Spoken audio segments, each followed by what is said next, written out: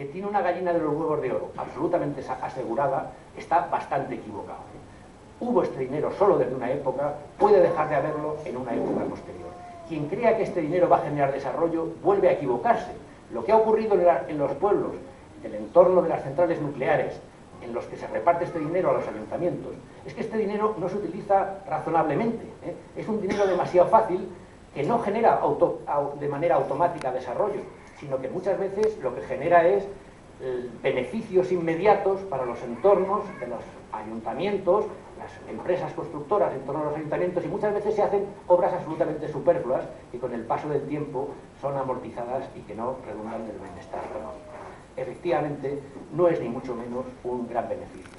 También se dice, en este caso concreto, se dice, bueno, es que nos dan dinero, ¿no? Y no les hace sospechar, ¿no?, el hecho de que les den dinero, no les hace sospechar esta historia. Se dice dos cosas que a mí me parece que son difíciles de justificar simultáneamente. En primer lugar, se aduce, bueno, no hay ningún riesgo y a pesar de eso nos dan dinero. Entonces, la primera pregunta es, bueno, si no hay ningún riesgo, ¿en concepto de qué les pagan? ¿En concepto de qué les pagan? En concreto, fíjense ustedes, en nuestro país a las centrales nucleares no les dan dinero por el riesgo que suponen los accidentes nucleares.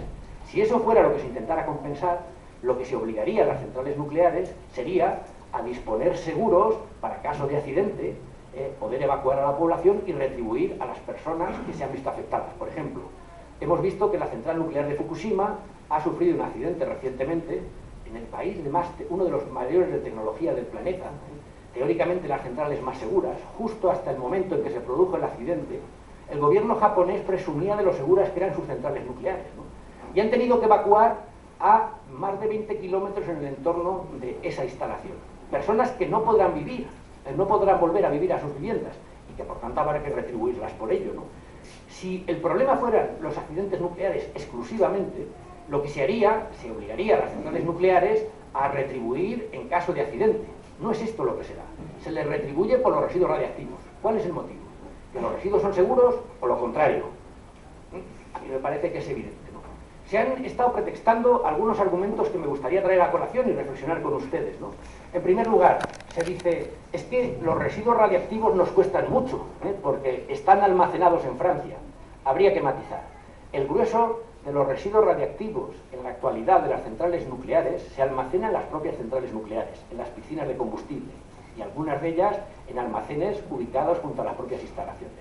A Francia solo se llevaron residuos radiactivos de una central nuclear de tecnología francesa, Vandellós 1, que funcionó en España desde el año 1973 hasta el año 1989, en el que hubo que cerrarla porque un incendio acabó con la central. Afortunadamente no se produjo fuga de radiactividad y simplemente se destruyó la instalación y no se pudo recomponer. Se llevaban los residuos solo de esa central y se llevaban a Francia. Y hoy nos dicen, bueno, es que estamos pagando 60.000 euros diarios por tener los residuos radiactivos en Francia. No es muy razonable esto, no es del todo exacto. En realidad, lo que hay que hacer es pagar solo por los residuos de Vandellós 1 60.000 euros que en parte se devolverán a España cuando esos residuos vuelvan a nuestro país, porque tienen que volver a nuestro país. Pero entonces surge la pregunta siguiente. ¿Quién ha suscrito el contrato que hace que España tenga que pagarle a Francia por estos residuos radiactivos? Y nos damos cuenta que de la parte española es la empresa de residuos radiactivos, la misma que está construyendo el cementerio nuclear. Y de la parte francesa es un organismo parecido a Enresa que tiene las mismas funciones. Nos preguntamos entonces, si no tienen el riesgo, ¿por qué se paga tanto? Si de verdad ellos han firmado los contratos, y lo han firmado dos expertos, de una empresa española, de una empresa francesa, y se comprometen a pagar ingentes cantidades de dinero, ¿en concepto de qué? Si son nimiedades, si son cosas absolutamente seguras, que es almacenarlas y prácticamente se podrían tener en aquella esquina, como en las ocasiones nos quieren hacer creer, ¿por qué se paga tanto dinero?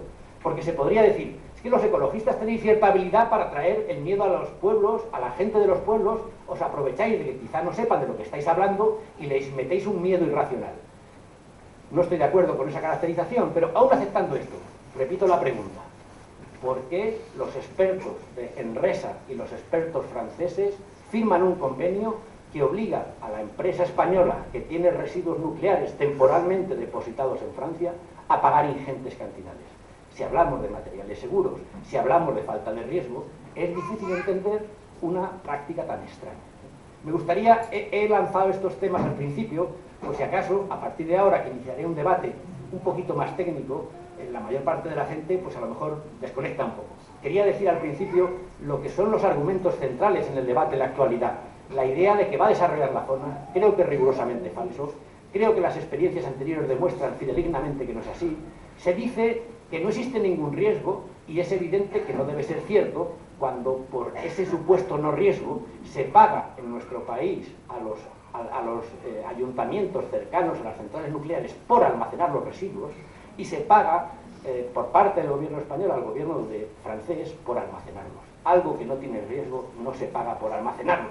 Son cosas muy evidentes. Voy a la parte un poco más técnica.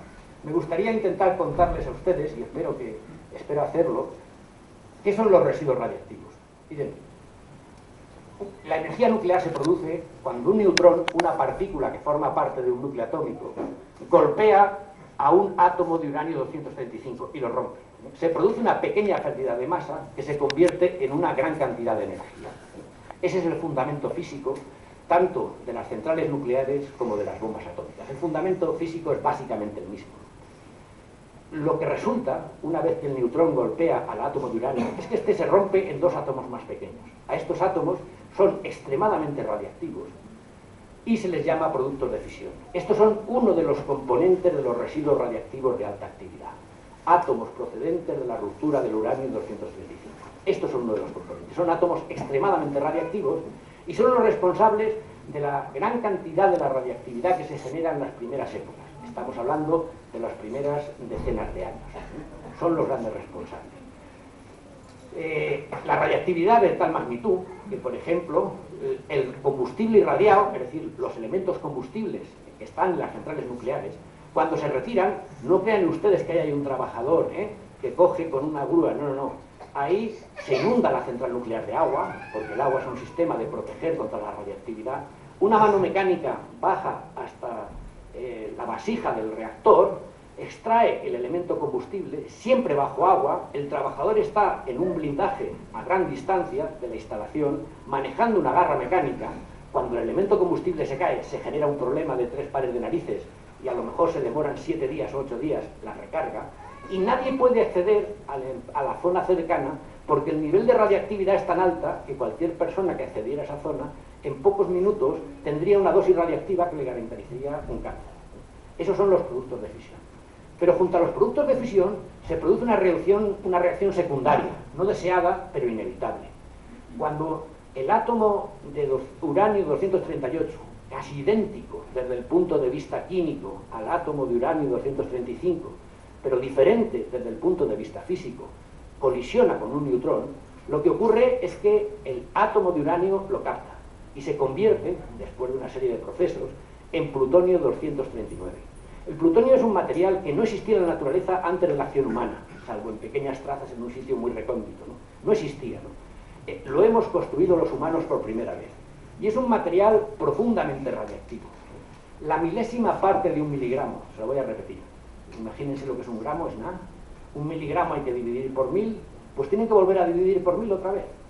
La milésima parte de 1 miligramo de plutonio inhalado produce cáncer, con seguridad.